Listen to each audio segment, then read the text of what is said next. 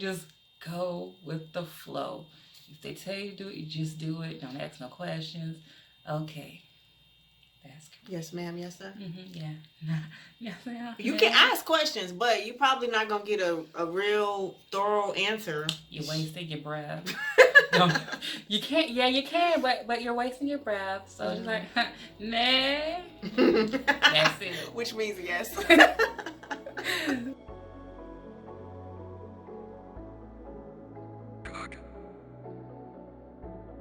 Hey everyone, it's Ash Kenyail. Thanks for coming to my channel. Welcome to a new video and welcome to my channel. As you can see, I have a special guest here. This is my friend, Mimi. Hi. Go ahead and introduce yourself. Hi, I'm Mimi. I am a EPIK teacher teaching in Busan, South Korea. I'm from South Carolina. So today I'm going to be talking with Mimi about how she feels as an experienced teacher teaching English in Korea. Because many of the teachers that come here may not have a background in education or teaching.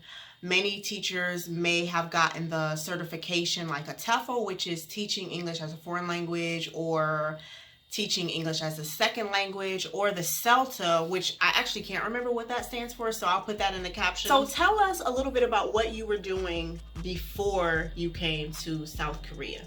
Okay, before I came to South Korea, I was teaching in a 4K classroom back home in South Carolina, and it was my 7th year teaching. I was teaching there for 3 years. Before that, I worked with students from 0 to 12 at a learning center also in South Carolina.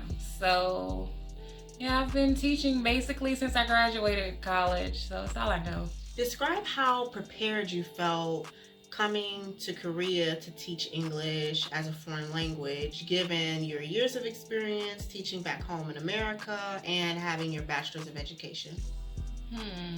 I would say that I felt a little bit prepared because I did have, strategies and tools teaching early reading skills to the students that I worked with back home. So, I did have those tools with me, but at the same time, as a teacher, I felt like, okay, every situation is different. So even though, I did have the experience and the background in education, what is it like to actually teach English in Korea? What is it like to teach English as a foreign language? So, that's mostly, I would say I was a little nervous about it, and then when I got the news I was teaching high school, I was just like, what? So that was a whole another thing. Right, because you were teaching the babies back home, right? I went from like the youngest to the oldest. So that was really, it was a challenge. It's been a challenging year. Do you feel your coworkers and superiors at work, such as like the principal, vice principal, etc., do you feel that they view you as a quote-unquote real teacher, given your experience, your years of experience teaching, and your qualifications and your degree? Honestly, I'm going to say I don't think so. They most of them probably identify with me as a native English speaker. I'm just a native English teacher who comes and teaches with the children. That's how they should be. A lot of them, I won't say specifically. I think basically, I have some that say you're a great elementary teacher. So, you think I'm a good teacher, but just not for high school students. I love them though. But yeah, I'm a great elementary teacher. Just not for high school. So they throwing you shade on the low? Yeah, so they see that I'm a good teacher, but at the same time, oh, you're great for elementary. So yeah. So I guess they see where I come from, but yeah. Describe any challenges you face coming from having autonomy and independence in the classroom with years of experience to having to have less of that teaching in Korea. Oh gosh, it is difficult, especially I'll say, back home, I had standards and themes, of course, but here, basically, you just come up with an engaging way to teach an activity. And so that's basically what I spent most of my free time doing. Well, my free time when I wasn't teaching. Coming up with games to teach grammar rules and grammar, past participles, first and second conditional statements. Oh. Yeah, So I would say that it was mostly me trying to study for myself so that I could teach them. So that way I felt like I didn't have any control. Like, okay, this is what you want me to teach, fine. But I wish that I could have had more control to show the students more of myself and more of who I personally am as a teacher, to kind of make it more interesting. Because honestly, I don't agree with the way they teach English here, especially with the high school students, because it's honestly not realistic.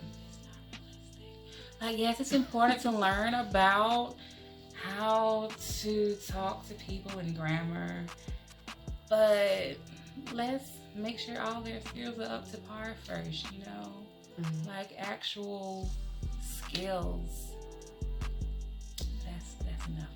That's enough on that. That's a whole other video? Yeah, that's another video. So maybe we'll have a part 3 with you. How do you feel your teaching experience in Korea will help you with your overall career with teaching? Honestly, I think that it definitely taught me to be flexible with my coworkers and with the school I'm working at. In Korea, it's important to be flexible and be able to make any changes at the drop of a hat. You might be told, oh, your classes are canceled, so don't plan anything for next week. And then they're like, oh, just kidding, you actually have class today in 5 minutes. So you kind of have to be like, okay. So I definitely think, it taught me to definitely be flexible and to be a quick thinker. Because, when you have 5 minutes to plan a class, you got to be able to put things together. So definitely, yeah. So definitely think I'll be able to think quicker on my feet as a teacher, and flexible. Even though flexibility is something that I brought with me, but even more flexible is what the career taught me. I just got to go with the flow. You just got to go with the flow. Yes. It's not even about being flexible. Just go with the flow. If they tell you to do it, you just do it. Don't ask no questions. Okay. Yes, ma'am. Yes, sir. Yeah. Yes, ma'am. You can ask questions, but you're probably not going to get a real thorough answer. You're wasting your breath. You can't. Yeah, you can, but you're wasting your breath. So it's like, nah.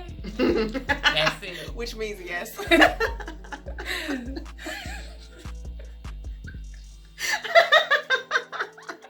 Have you thought about if you decide to no longer teach English in Korea and return home? Because some people decide to stay here forever. If you decide to return back to America and continue teaching, have you thought of how you will sell yourself as far as how your experience teaching in Korea what it'll bring them, like what you can bring to the table to employers in America in the education field? Yes, I've definitely thought about it, different things that I could say that will put me in a good light, instead of saying, oh, I just disappeared to another country for XYZ amount of years. It's like, oh, I work with students in another country to improve their English skills. I think that my employers will view it as a good thing that I went abroad to teach English to other students. I think they value educators who want to help others and improve their skills. Any final words, advice, encouraging words you want to give to any experienced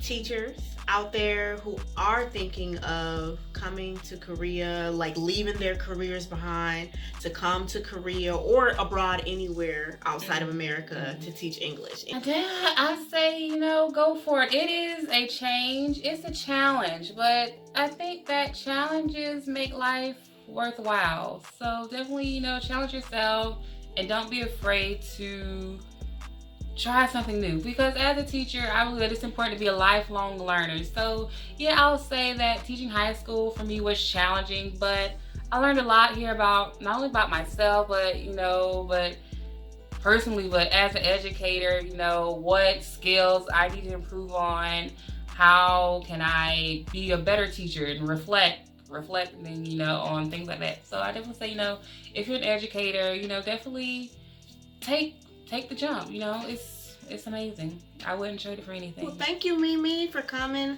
over to the channel again to talk to us. So go ahead and give this video a thumbs up if you liked it. I like how you did that. Subscribe to the channel. I mean, why not? Let us know if you have any questions in the comment section. Also, just go ahead and let us know your thoughts about this topic in this video. Let us know if we missed anything. And of course, go ahead and share the video too. And I'm going to catch you all in my next video. Bye. Bye.